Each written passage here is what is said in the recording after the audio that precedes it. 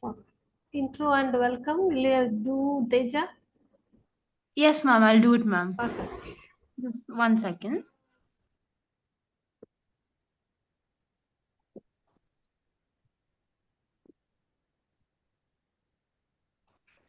Yes, am I audible, ma'am? You just Ma'am? carry. Yes, ma'am. Good evening, everyone. We would like to wholeheartedly welcome each one of you for the ongoing mental health webinar series 2020 to 2026. This is on behalf of the organizers, the Department of Psychology, the American College of Madurai, in association with Yellow Pond Counseling and Wellness Center and the Tamil Nadu Counselor and Psychotherapist Association. Our honorable and esteemed resource person for the day is Dr. Chala Krishnaveer Abhishek sir.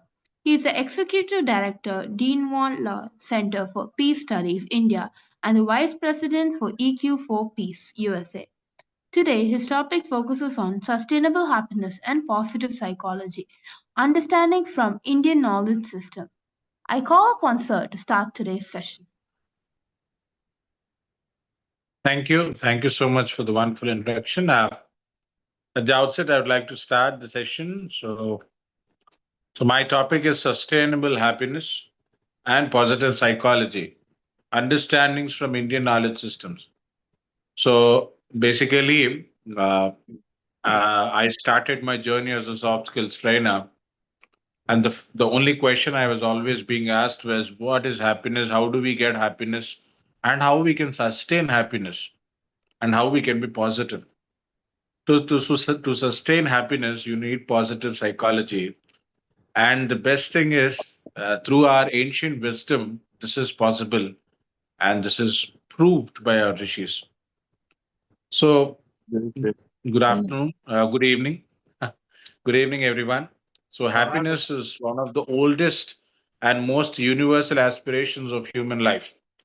Every action we perform, whether pursuing education, building a career, earning wealth, maintaining relationships, or seeking recognition, is ultimately driven by the desire to be happy. In that sense, happiness is the common destination of all human persons. However, despite unprecedented advances in technology, in science, in healthcare, and material prosperity, we continue to witness increasing levels of stress, anxiety, depression, loneliness, and dissatisfaction. This paradox prompts us to ask whether we have misunderstood the nature of happiness.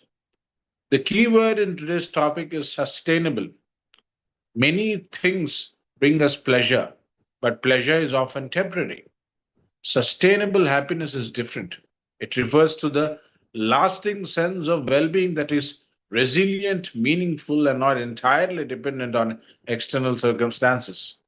So, today's presentation brings together two complementary perspectives: positive psychology, which examines happiness and well being through scientific research, while Indian knowledge systems, which has explored the nature of happiness for thousands of years through philosophy, psychology, ethics, yoga, and contemplative traditions. Rather than viewing these as competing perspectives, we can see them as complementary approaches that enrich our understanding of what it means to live a happy, meaningful, and flourishing life. My aim is to explore how these two knowledge systems contribute to our understanding of sustainable happiness. So in 2026, so we are already in July, and we are in the era of artificial intelligence. At the same time, we are not happy. Technology has developed rapidly, but our happiness, has completely decreased, and we are unable to sustain the happiness. So the happiness that we are gaining from material pleasures is definitely temporary, and how we can make it permanent is the main point of today's topic. So before discussing sustainable happiness, it is important to understand what we mean by the word happiness. It is a term that everyone uses, yet it has different meanings for different people. For some, happiness means pleasure or enjoyment. For others, it means success, wealth, good health, loving relationships, or achieving personal goals. While all these experiences contribute to happiness, they're often temporary because they depend on external conditions. Psychologists distinguish between hedonic well-being and other type of well-being, which is eudaimonic well-being. So hedonic well-being focuses on pleasure, comfort, and avoidance of pain. It asks, how good do I feel? Eudaimonic well-being, on other hand, focuses on meaning, purpose, personal growth, and living according to one's values. It asks, am I living a meaningful and fulfilling life? Indian knowledge systems make a similar distinction. They recognize that pleasure obtained through the senses is temporary, whereas true happiness arises from inner harmony, self knowledge, ethical living, and balance. Therefore, happiness is not merely an emotional state, but a way of being. This distinction is important because if we mistake temporary pleasure for lasting happiness, we may spend our lives chasing experiences that never provide enduring satisfaction. Understanding this difference is the first step towards understanding sustainable happiness. So it's very important that we study happiness because there are countries like Bhutan which are very popular because of gross national happiness. And they are the toppers in gross national happiness. They are the country with highest amount of happiness. So they've started calibrating happiness, and they are known for that. And it's very very important that the countries beside Bhutan, like Nepal, India, Bangladesh, Pakistan, Sri Lanka, where we have a little bit of tensions, also embrace the path of Bhutan and try to perform well in gross national happiness. So, for a long time, psychology mainly focused on understanding and treating mental illnesses such as anxiety, depression, stress, and trauma. This approach was essential because reducing suffering is an important goal of psychology.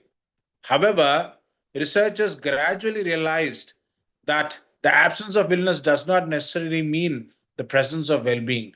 A person may not have depression or anxiety, yet still feel empty, dissatisfied, or without purpose. This led psychologists to ask a new question: what makes life worth living? So the study of happiness became important because it shifted attention from merely treating problems to promoting human flourishing. Researchers began exploring qualities such as optimism, resilience, gratitude, hope, compassion, meaning, and positive relationships. These are not just pleasant experiences, they are psychological resources that help people cope with life's challenges and live fulfilling lives. So, Indian knowledge systems have always taken this broader view. So, rather than focusing only on removing suffering, they emphasize cultivating wisdom, self discipline, ethical conduct, compassion, and inner balance. The ultimate aim is not simply to avoid pain, but to develop a life of harmony and lasting well being. Therefore, studying happiness is not about chasing pleasure or ignoring difficulties. It is about understanding how individuals can lead meaningful, resilient, and fulfilling lives despite the uncertainties and challenges of life. So, positive psychology, the science of well being, positive psychology is a relatively recent branch of psychology that focuses on understanding the factors that enable individuals and communities to thrive instead of asking only what causes mental illness. It also asks what helps people flourish. So that this field gained momentum through the work of Martin Seligman, who argued that psychology should not only repair what is wrong with people, but also nurture what is best within them. One of the most influential contributions of positive psychology is the PERMA model, PERMA model, which describes 5 essential elements of well being. So here, P means positive emotions, experiencing joy, gratitude, hope, and optimism. E means engagement, being deeply absorbed in meaningful activities, often called the state of flow. R means relationships, building healthy, supportive, and trusting relationships. M means meaning, living for a purpose greater than oneself and contributing to something valuable. A means accomplishment, setting goals, developing competence, and experiencing a sense of achievement. So, according to positive psychology, sustainable well being is not the result of a single factor. It emerges from a balanced combination of positive emotions, meaningful engagement, healthy relationships, purpose, and accomplishments. So, the scientific approach has influenced education, healthcare, workplaces, and leadership by encouraging people not only to overcome difficulties but also to develop their strengths and live more fulfilling lives. So, living a fulfilling and a complete, the holistic life is more important. So, is positive psychology enough for sustainable happiness? So, positive psychology has made a significant contribution by identifying scientifically supported factors that enhance well being. Practices such as gratitude, optimism, mindfulness, positive relationships, and finding meaning in life have been shown to improve psychological health and life satisfaction. However, an important question remains: can these practices alone guarantee sustainable happiness? Human life is marked by uncertainty. We all experience illness, failure, loss, aging, and death. During such times, positive emotions may naturally decline. If happiness depends only on feeling positive or on favorable circumstances, it becomes fragile and temporary. This is where Indian knowledge systems offer a deeper perspective. They suggest that lasting happiness cannot depend entirely on external success or changing emotions. Instead, it arises from inner stability, self awareness, ethical living, and the ability to remain balanced in both pleasant and unpleasant situations. In other words, positive psychology explains how many of the conditions that promote well being, but Indian knowledge systems can invite us to ask a deeper question: can happiness remain even when life is difficult? So, this shift from external conditions to inner transformation is one of the most distinctive contributions of Indian knowledge systems to the study of sustainable happiness. And also, NPTEL, National Program on Technology Enabled Learning, is offering a course this semester on sustainable happiness. So I request people who are interested, students who are interested, my colleagues who are interested in sustainable happiness to join the course. And there's another course which is personality development through Indian knowledge systems. So both these courses focus on IKS, and I urge enthusiasts to please join this course. So, Indian knowledge systems is a holistic view of happiness. Indian knowledge systems, or IKS, are not merely a collective ancient texts or religious beliefs. They represent a comprehensive body of knowledge developed over thousands of years through observation, experience, reflection, and practice. They encompass disciplines such as philosophy, psychology, ethics, education, medicine, yoga, ecology, linguistics, and the arts. A distinctive feature of IKS is their holistic approach to human life. Rather than viewing the body, mind, emotions, and spirit as separate, they see them as interconnected dimensions of the human person. Therefore, true well being cannot be achieved by addressing only one aspect of life. Unlike many modern approaches that define happiness primarily as a pleasant emotional state, IKS understands happiness as the outcome of living in harmony with oneself, with others, with society, with nature, and with the deeper reality of existence. So, this holistic vision recognizes that material prosperity is valuable, but it is also not sufficient. Lasting happiness also depends on ethical conduct, self discipline, meaningful relations, wisdom, and inner balance. Thus, IKS shifts the focus from having more to being more. So, they encourage us not to merely seek happiness as an external goal, but to cultivate the qualities that naturally give rise to enduring well being. So, in our IKS, we have something called four Purusharthas. the Indian framework for a happy life. So one of the most profound contributions of Indian knowledge systems is to understand happiness in the concept of the four Purusharthas or the four legitimate goals of human life. These goals provide a balanced framework for living and demonstrate that happiness is multidimensional. The first is dharma, which refers to righteousness, ethical living, duty, and responsibility. Dharma is the foundation because it guides our thoughts, decisions, and actions. Happiness that violates dharma may bring temporary pleasure, but often leads to long term suffering. The second Purushartha is Artha, which means wealth, livelihood, security, and material prosperity. Indian philosophy does not reject wealth. Instead, it teaches that wealth should be earned honestly and used responsibly. Artha supports a stable and dignified life. The third is Kama, which refers to desires, love, enjoyment, beauty, and emotional fulfillment. So, human desires are considered natural, but they should also be pursued within the boundaries of Dharma so that they contribute to well being rather than attachment or harm. The fourth and highest goal is moksha. This is the most important of all the four Purusharthas, which means liberation or inner freedom.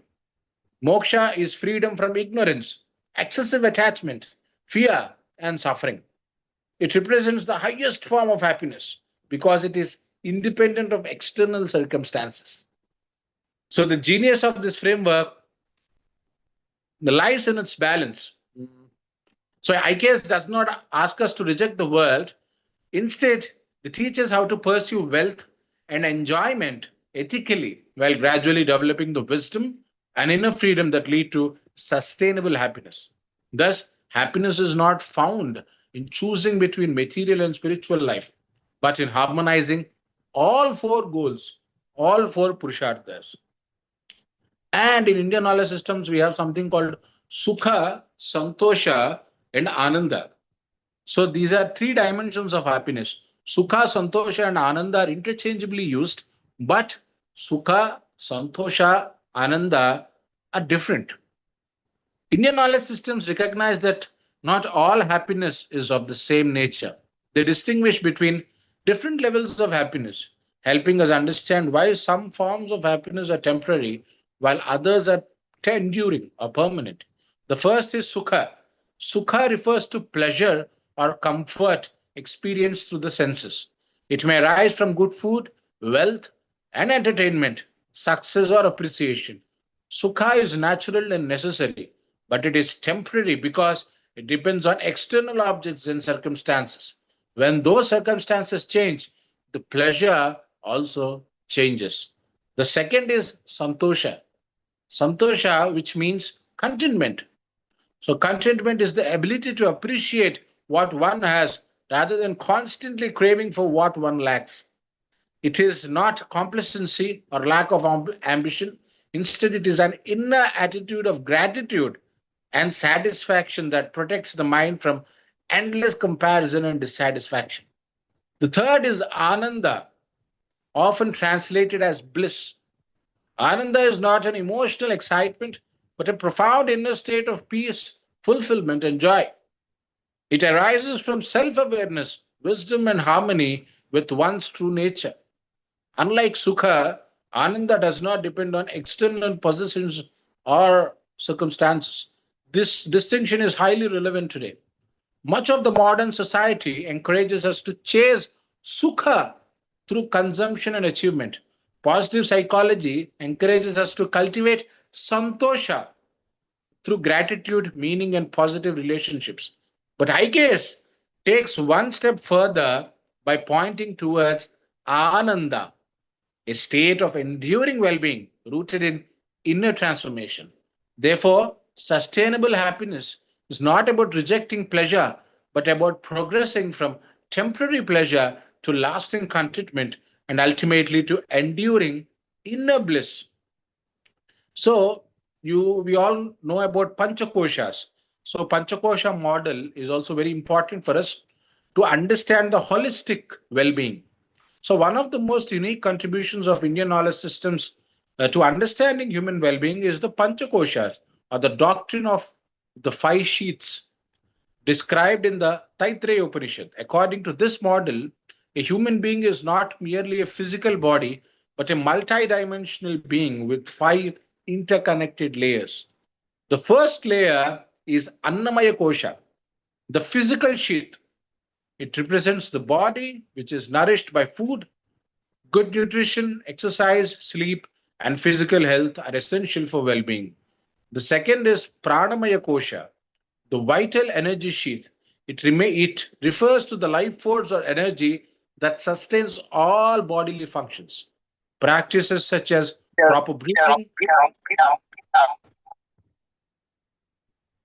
Yes. Please.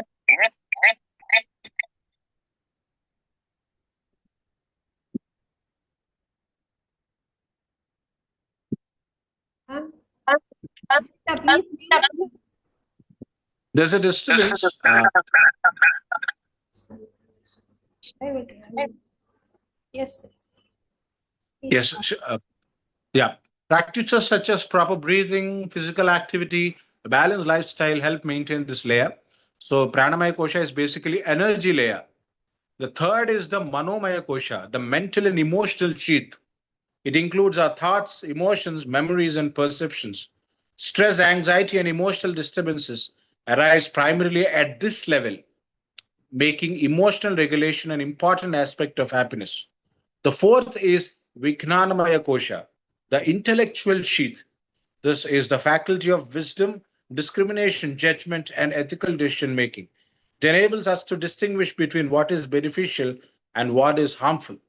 The fifth and innermost layer is the Anandamaya Kosha, the sheath of bliss. It represents the deepest dimension of human existence, associated with profound peace, fulfillment, and inner joy. The Panchakosha model teaches us that sustainable happiness cannot be achieved by caring only for the body or only for the mind. True well being requires the harmonious development of all dimensions of human life: physical, vital, emotional, intellectual, and spiritual. This holistic perspective is one of the great strengths of Indian knowledge systems and complements the multidimensional approach of positive psychology. And we have discussed different things. How can we leave Bhagavad Gita? So, Bhagavad Gita has a lot to say on sustainable happiness. Bhagavad Gita is one of the most profound texts in Indian knowledge systems that discusses the psychology of happiness and suffering. It does not promise a life free from challenges. Instead, it teaches us how to remain inwardly balanced while facing them. One of its central teachings is equanimity, expressed in the famous statement, Samatvam Yoga Uchyate. Yoga is equanimity. This means maintaining mental balance in both success and failure, praise and criticism, pleasure and pain. The Gita explains that suffering often arises from external events, but generally that suffering arises not from external events, but from the attachments to the outcomes. So the suffering is not arising from the external events or from the external world, but it's due to the attachment that we have towards the outcomes. When our happiness depends entirely on success, possessions, or the approval of others, we become emotionally vulnerable.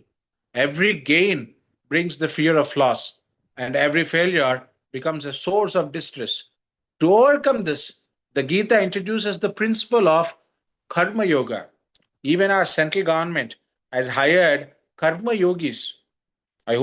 So, what is Karma Yoga? Performing one's duties sincerely and wholeheartedly without becoming emotionally attached to the results.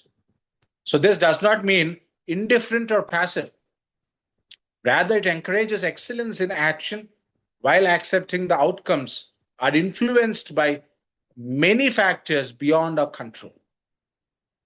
So, outcomes are definitely influenced by many factors that are completely beyond our control.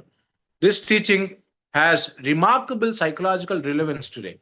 Many people experience stress because they focus excessively on results rather than on the quality of their efforts. By shifting attention from outcomes to responsible action, individuals can reduce anxiety, improve resilience, and experience greater peace of mind. Thus, the Bhagavad Gita presents a sustainable happiness not as a constant pleasure, but as inner stability, emotional balance, and freedom from unhealthy attachment, even amidst the uncertainties of life. So, yoga, we recently celebrated International Yoga Day on June 21st. When many people hear the word yoga, they immediately think of physical postures or exercises. However, in Indian knowledge systems, yoga is not just exercises or physical body movements, it's much broader.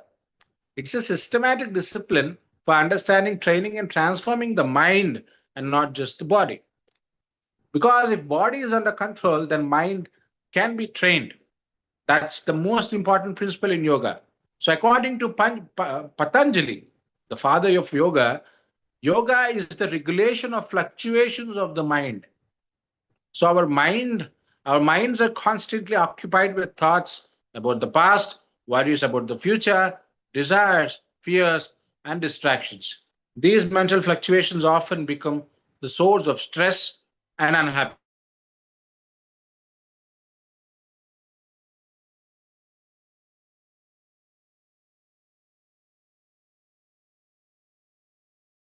Through practices such as ethical living, self discipline, breath regulation, concentration, and meditation, individuals learn to observe their thoughts instead of being controlled by them.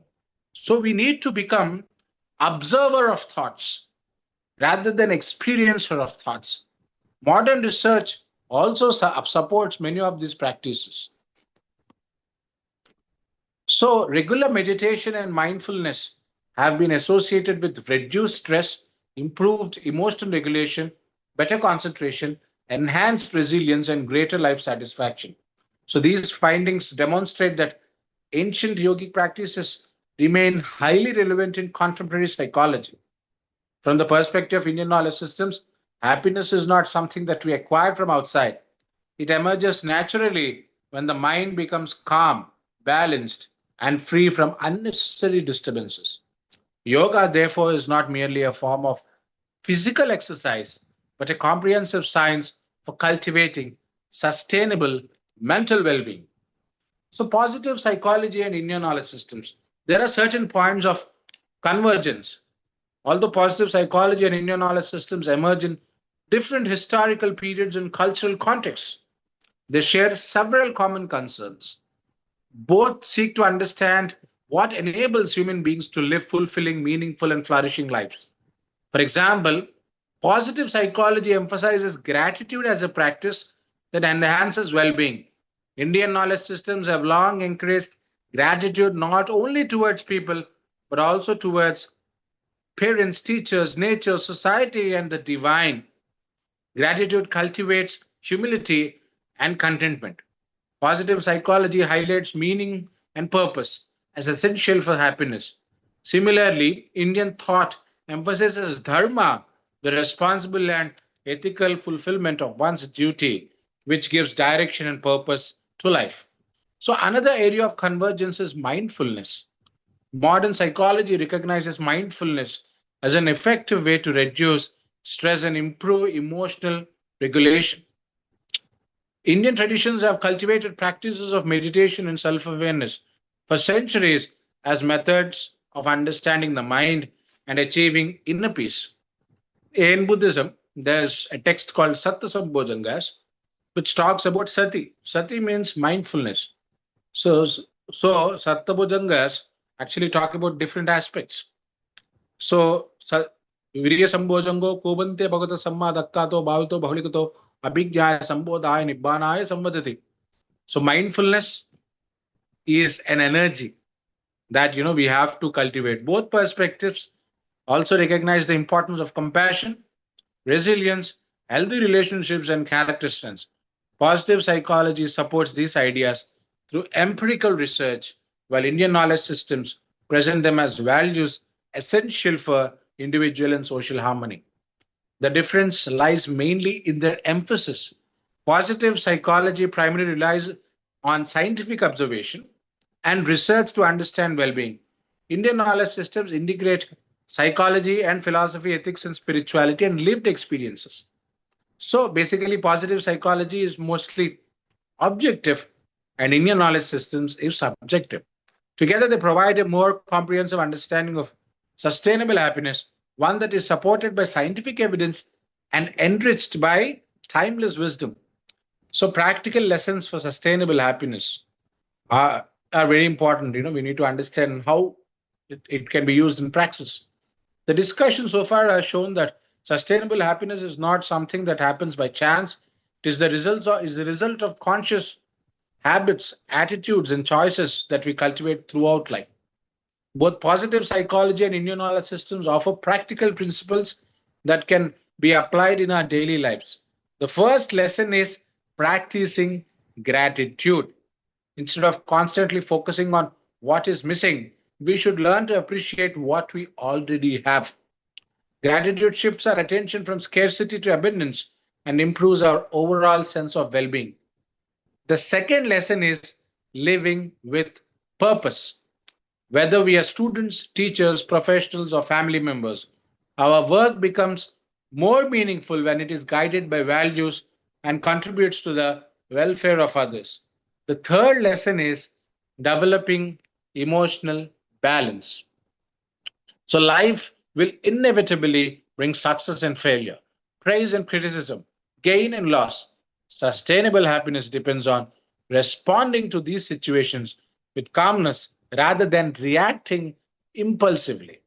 The fourth lesson is caring for the whole person.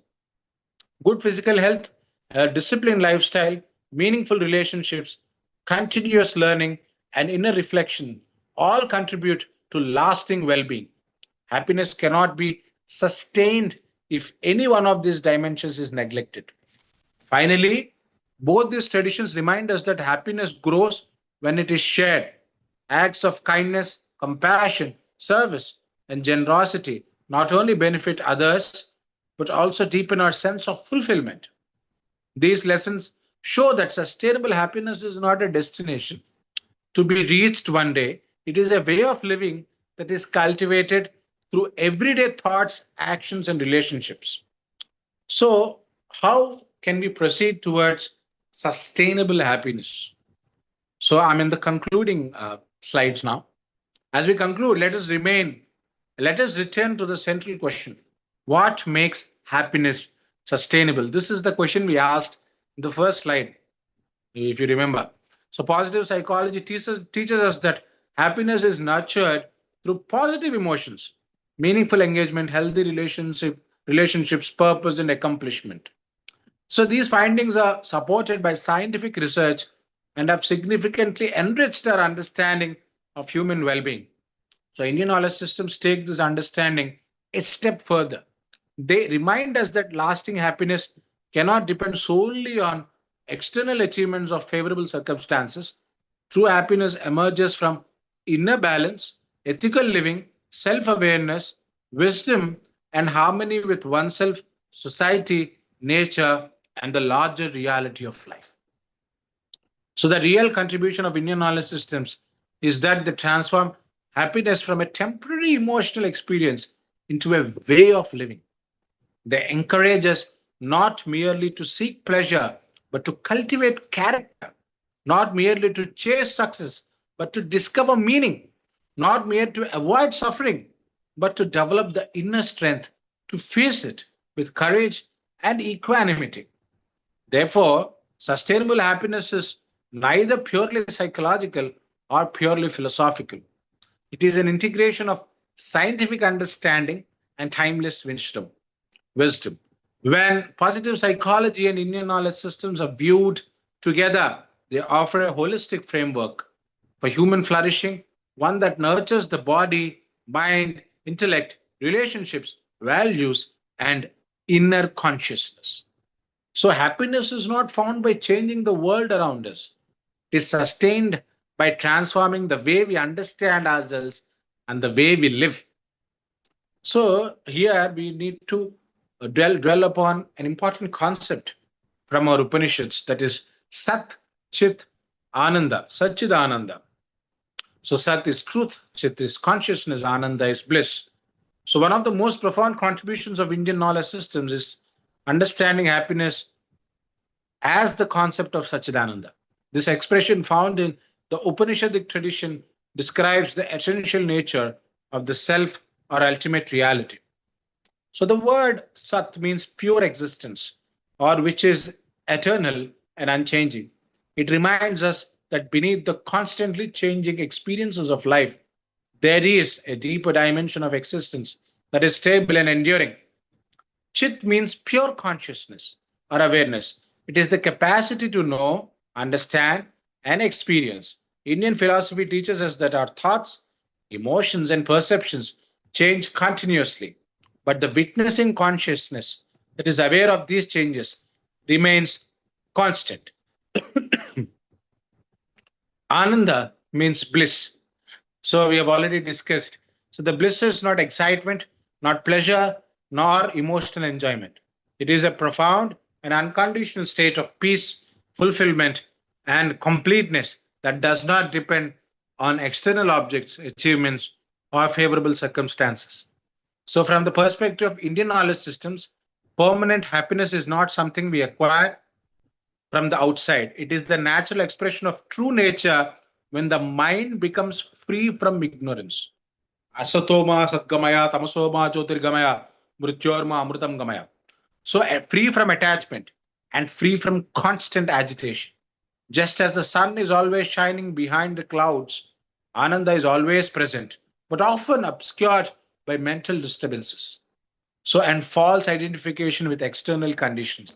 So, this idea represents perhaps the greatest difference between positive psychology and Indian knowledge systems. Positive psychology primarily seeks to enhance well being through positive experiences, strengths, and meaningful living. Indian knowledge systems Indian knowledge systems acknowledge the value of Satchidananda, approaches as Satchidananda as the highest and most enduring form of happiness, a happiness that is not created but discovered because it already exists within the deepest nature of every human being, Advaita. This is why Indian sages describe Ananda not as an emotion that comes and goes, but as the permanent foundation of a truly fulfilled and liberated life. And most importantly, we must not forget the trending yoga these days. It's called laughter yoga or hasya yoga, the power of laughter. So when we talk about hasya yoga, we have different perceptions, but I want to explain what hasya yoga actually is.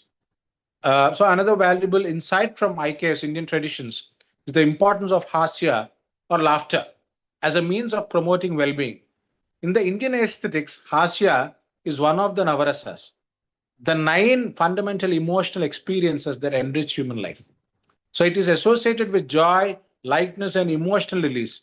From a psychological perspective, laughter is much more than a spontaneous reaction to humor. Genuine laughter relaxes the body, reduces stress, improves social bonding, and helps individuals cope with life's challenges. It shifts attention away from worry and creates a positive emotional state. So, is it different from the humor that we see in the TV or on the social media? It is important to emphasize that Hasya Yoga is based on compassion, dignity, and shared joy. It is not based on ridicule or humiliation. It does not promote body shaming, name calling, mocking a person's appearance, disability, age, gender, religion, caste, culture, or any personal characteristic. Such behavior can cause emotional and psychological harm and is inconsistent with positive psychology and Indian ethical values. So the comedy that we see is not Hasya Yoga, unfortunately. It is name calling, body shaming. So genuine laughter should unite people, not divide them. The essence of Hasya Yoga is to laugh with others and not at others. That is the difference between Hasya Yoga and the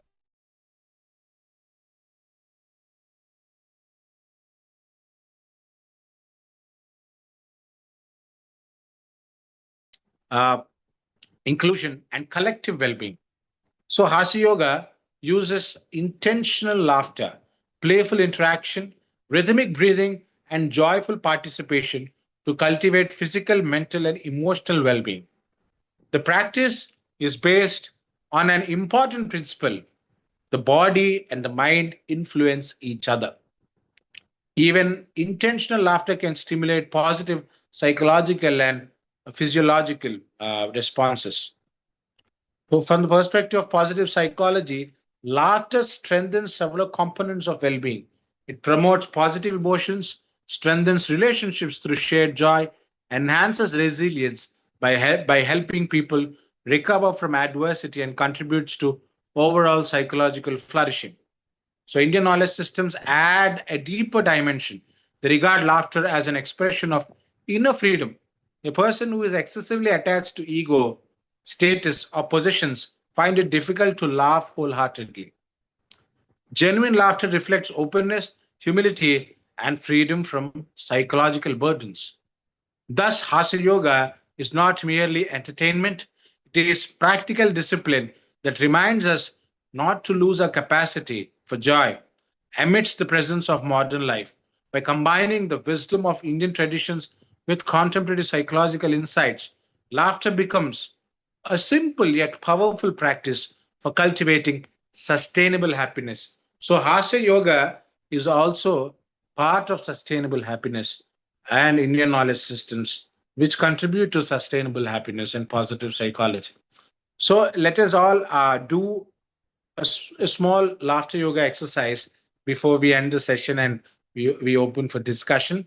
So, I request all of you to unmute yourself if it is feasible. So once you have unmuted, just let me know.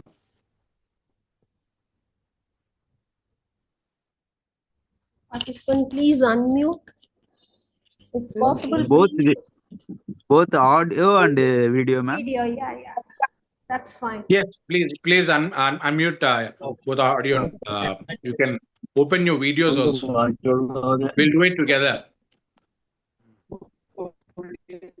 So, participant, Yeah. please unmute. Please open your videos. Please unmute. Please unmute yourself and open your videos if feasible. We'll just do a small. We'll do a small Hasya Yoga exercise, laughter yoga, and then we are open to questions and discussion. Please unmute. Anita ma'am, Bhavana, Apurva, Challa Manjula, Namaste. Challa Manjula, Ramakrishna, Hemapriya, please unmute. iPhone, Jaya, Pandimani ji, sir, Jyoti Naidu. So as I've told you, that genuine laughter reflects openness, humility, and freedom. So if you're unable to laugh genuinely, then you are excessively attached to your ego. So remember that. Don't attach yourself to any status, to any ego, to any possessions. Be open, because it shows that you're humble and you have freedom from psychological burdens and conditions of this. We are not conditioned. That is most important for us to understand, that we are not conditioned by anyone. We are not puppets. We are here to freely express ourselves. Okay, so let us do this exercise. So, ha, say ha. Ha. Ha. Ha. Together, ha. Ha. Ha. Ha. Ha. Ha. Ha. Ha. Ha. Ha. So we said ha ha ha, means we said ha 3 times. Now say ha 4 times. Ha ha ha ha. Ha. Say ha 5 times. Ha ha ha ha ha. Now say ha 6 times. Ha ha ha ha ha. Now say ha 10 times.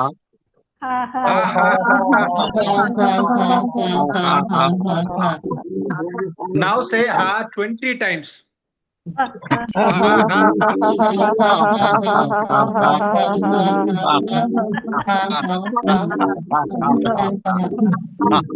Exactly.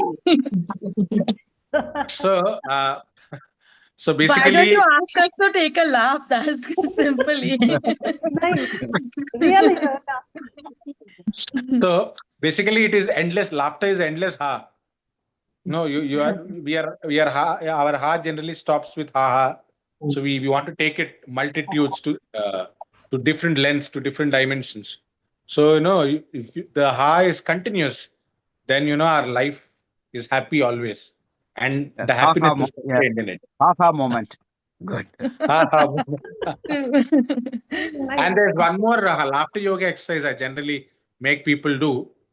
Just hold two glasses. Just imagine that you're holding two glasses. Okay. In the right hand, in your right hand, in the right glass, there is milk, and the left glass is empty. Okay. In the right glass, there's milk, and the left glass is empty.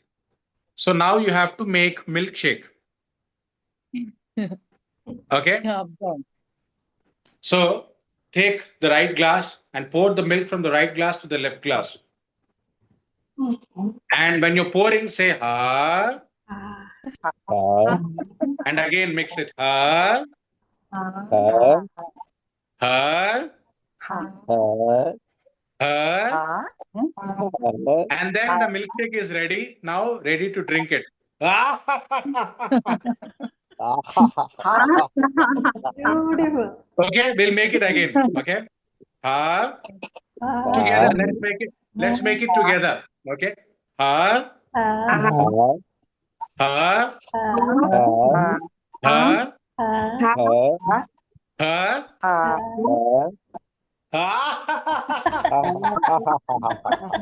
Okay, you just try. All of you just try.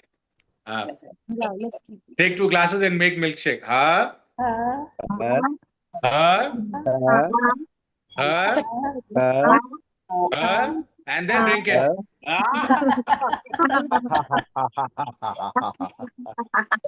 So basically, you don't need a reason to laugh. Laughter is something which is spontaneous. And definitely Ananda is also spontaneous, and it is always present inside you. The only thing is it's like a sunshine, as I've already told you, which is obscured by the clouds. So once you just remove this, obliterate the clouds, you understand that it is all divine. You're all divine beings. You're all embodiments of Ananda. So let us, reduce our stress, anxiety, apprehensions, and always be happy, lead a happy and a laughing life. Laughter, happiness is very, very important. Let's laugh every day, not at others, as I've already told you, but with others. Thank you so much. Thank you. It is a wonderful session of how we have to inbuild the traditional form of Prukshta, with the Dharma, Artha, Kama, and Moksha, and from the Dharma in the positive psychology. So be proud of Indians that we have that positive psychology from practicing from the childhood, maintaining the discipline, gratitude, etc., to the Suksha, Subiksha, Sandosha, and Ananta. Then you made mention about the Panchakosha, how the Gita made to represent with the Karma Yoga to dedicate ourselves without any returns and without attachment. We have to perform our duties. Then we have to have the self-awareness to get the Sachidananda. So wonderful section. The floor is for question. Come forward to share the question. Sir, as far as the moksha concerned, so you made to put in the form of the psychological form of the inner satisfaction to get the bliss as a moksha. But as far as the traditional form, the moksha means something, the eternality. So, Yes. so how during the our own life, this kind of a self-actualization can be related to that, or some moksha is only to the eternal after the death. Yes, definitely self-actualization is related to moksha, but moksha means moha kshaya. Moha is delusion and kshaya is removal. So removal of delusion is moksha. So moksha can be equated to equanimity. And your happiness or your existence doesn't depend on outside factors. Your mood, your attitude doesn't depend on outside factors. That is moksha. So in a way, it is detachment and definitely yes, self-realization and self-actualization, the highest level. Thank you, sir. Wonderful section. Others like to share something? Sir, excuse me, sir. Yeah. I would like to Yes, put sir. question. Sure. You told me about that sustainable happiness course in Yes, NTPL sir. or what's that course Yes, again? sir. Repeat. There's Swayam portal. In Swayam portal, we have something called NPTEL, National Program on NPTL. Technology Enabled Learning. So Oh, NPTEL is handled by IITs. So they are offering this semester, July October semester, they are offering sustainable happiness course in humanities and social sciences section. So it is, as far as I understand, it's an 8-week course, and you'll be certified by IITs. You'll get credit, and you can also claim FDP. You will also get FDP, Faculty Development Program Certificate. And there's is it another a course. distance education, Yes, sir, or is it it's possible? completely online, sir. Online, but the exam is proctored, and it will be conducted at a center near you. Okay, sir. Thank you. So Yes, shall I join through Google? Yes, sir. You just go to NPTEL, just type NPTEL and open this semester, July October semester 2026. Talking about July the semester. Okay, sir. Thank you. We'll try. Yes, thank you. So I'd like to read certain feedback from the chat box.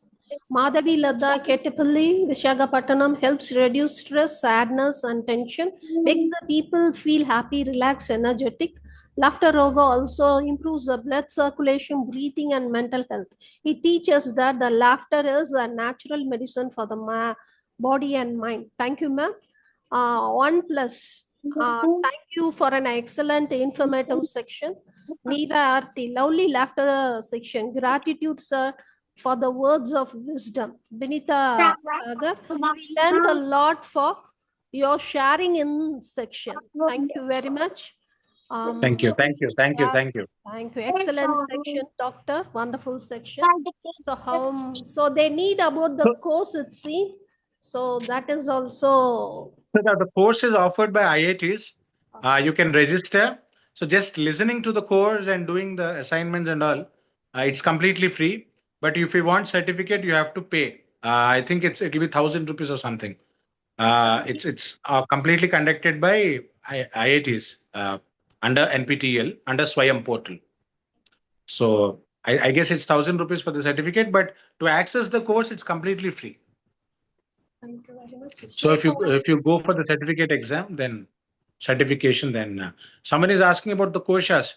So basically, Annamaya kosha, the physical body, the physical sheath, good nutrition, exercise, sleep, and physical health. The second one is Pranamaya kosha. It is the vital energy sheath. So the life force or energy that sustains all bodily functions. The third is Manomaya kosha, mental and emotional sheath. It includes our thoughts, emotions, memories, perceptions.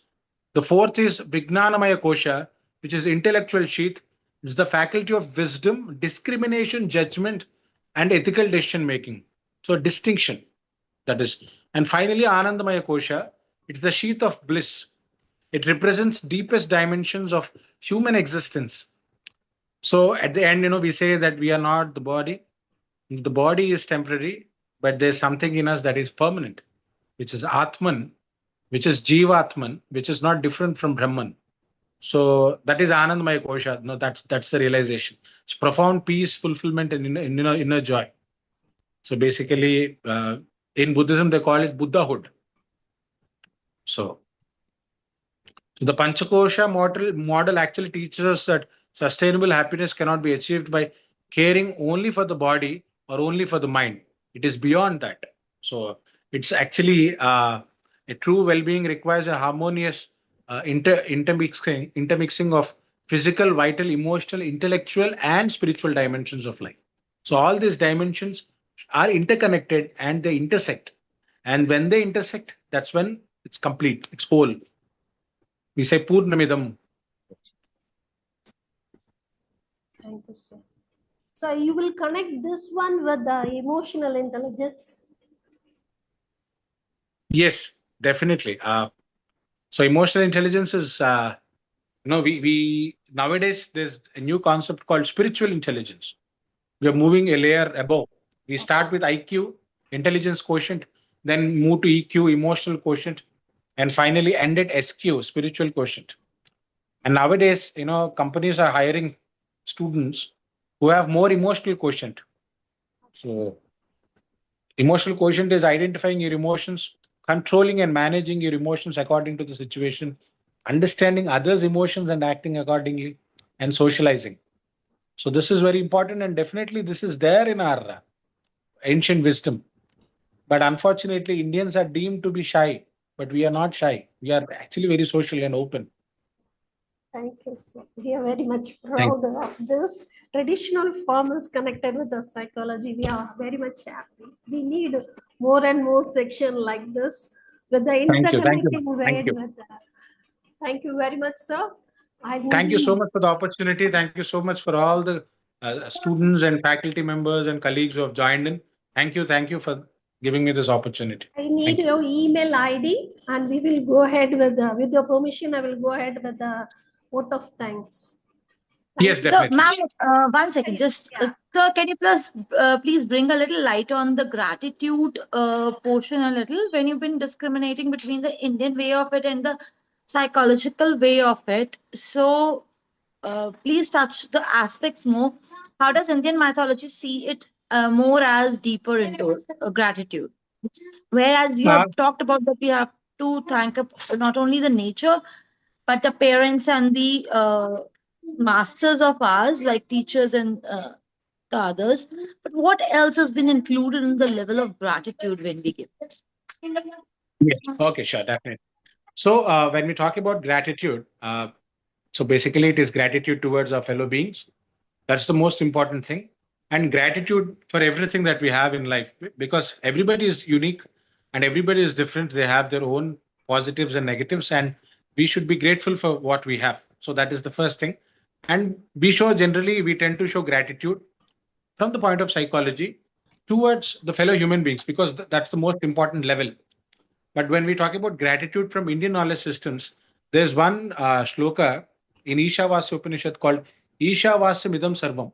So it means that Isha or God resides in everything. So when you show gratitude to everything, not just your fellow human beings, but also to all the animals, to all the trees, to everything around you, to your nature, not physical and even non-living things also. So to that level, it goes actually. So that is the Indian ancient wisdom perspective of gratitude, wherein it shows that when divine is in everything, should be grateful for everything. For example, we are breathing. We don't count. We don't consciously breathe it. It just happens like that, right? And it's a rhythmic process. No, even our heartbeat, it just goes on. Our blood circulation goes on. So we are grateful to the oxygen. We are grateful to the air. We are grateful to Vayu. We are grateful to Agni. We are grateful to Prithvi. We are grateful to Akasha. We are grateful to everything, all the aspects of nature, everything that is around us, both living and non-living. We are grateful to everything because oxygen, the vital breath force, is non-living, but still we are grateful to it because of it only we are surviving. And at the same time, we are also grateful to nitrogen because if oxygen is 100%, then the world would be on fire, right? So we are grateful to everything for how it is. Because of how it is, that's why we humans exist in the solar system. So I hope I was able to answer. Thank you, sir. Wonderful Thank section. you. So, Snega, are you satisfied? Yes, I would also like to bring one of the points, ma'am, and in front of you, sir, as well, that I've read about one of the aspects of one of the articles from BBC only, it's Paul Alexander, who is also known as Iron Breath. I read about that article in the manner of gratitude also, where they've been talking when you don't have anything. He was one of the boys, and the age of 6 years attained polio. Because of the polio, his whole body got damaged, and he has to stay inside the iron, as an iron lung, and the iron thing, where he has to be made a breath through the iron thing only. So he discovered the frog breath. Yes, That is yes. the way Yes, I he's been heard about it. taking the breath. So I would like to show the picture of it. When you do not have, that is the attitude we can have when we have something, and we can say thank you to the things around us. When we do not have any reason to live, or do not have any other circumstance, when you don't have any hands or anything to scratch you also when you want to, or you are dependent on someone, but then also you exceed your limits to achieve something that is out of the box, that is another way of gratitude. This is the attitude which makes our gratitude. Yes, attitude which makes gratitude. And see, gratitude is not limited. It is definitely unlimited. And irrespective of our physical or physiological conditions, definitely there are certain things, that actually help us directly or indirectly. And we're always grateful to everything and everyone. So that is definitely there. Thank you. Thank you so much for pointing that out. No, there's one person called Nick Vujicic. I always talk about him, Nick Vujicic. He doesn't have two hands, doesn't have two legs, but he's still happy. He's a motivational speaker. He swims Yes, without I've hands seen. and legs. Uh-huh. He has a family, he has a wife, he has kids. So it depends how you view your life. When you are grateful to everything, automatically humility and happiness automatically arrives. That is what I call Ananda. So Ananda, it's not dependent. It is independent. Thank you. Thank you for Very adding that. happy Thank you. from inside. Thank you so much, sir, for bringing that. Thank you. Thank And you. also the food, we eat a lot of food. How are we grateful to the food? If we really show gratitude to the food we are eating, do we waste it? Do we throw it out? So that is also very, very important. So gratitude to different things, will definitely change the world. So in India, especially, for example, when we talk about sanitation, we keep our homes clean. But when we talk about our neighborhood, they are not clean. We don't care about neighborhood. We can just throw anything at the neighborhood, at the streets, on the roads, because we don't think that is our purview. But our house is not just our purview. Our purview is the entire universe, our entire creation. So when we show gratitude towards everything, or when we are grateful, automatically we'll see to it that the roads are also clean as our houses. That is what is happening in Europe, Australia, and US. But unfortunately, India, we are not implementing it because we are not showing that level of gratitude. So when we are grateful, so definitely we'll see to it that we are not limited to our house. We are limited to the entire world, and we become more empathetic, and we become more sensitive, and we show concern towards everything in the country or in the world. Thank you. Thank you. Thank you, sir. Thank Thank you you so very much. much. I think we should also thank the farmers who provided the food to us so that we are able to eat, and they have toiled to give us that food. So the gratitude Definitely. actually goes down very, very, very much, isn't Very it? deep. Farmers, and We're again to far the than we land, think. Yes, or to also to the the land, the land. seed, the water, and especially God, who has provided Yes. everything for Yes. us The to cause enjoy of all and causes. to give back to Him, isn't it? So it's a Yes. huge cycle, actually. Yes, definitely. Definitely. Thank you. Thank you for adding that. Sir, I need your email ID. So Yes, yes. I will send the recording also. It is Krishna, Krishna, Krishna, Krish- BA, So Krishna, kindly just BA. type it in the chat box. That will help her. Yes, sure. Yeah. Sir, also your number, We would love to be in touch with you. Definitely, I'll share it. You are a very good teacher, I must admit that. Professor. Thank you. Very good, Professor. Thank you. Thank you. So I just shared my And- WhatsApp number and my email ID. Okay, sir. I will take. And note. thank you for teaching us the laughter style also, sir. Otherwise, it doesn't ignite like this. But now with this, things are going to change. There's actually a lot of laughter courses that are being offered. Actually, some on YouTube. Just go and do all these laughter exercises. You'll have a lot of fun whenever you're stressed out. Yeah. Thank you. Thank you. Thank you, sir. Accept the gratitude from each and every one of us. Really wonderful, really wonderful session. We need more and more section like this. Accept the gratitude from American College Mathura and Department of Psychology, American College Mathura with different associate partners. Elapon Counseling India and Wellness and Tamil Nadu Psychologists, Counselors and Psychotherapists Association. Thank you very much, ma'am, sir. We need more and Thank you more. so much for the opportunity. Thank you. Thank you.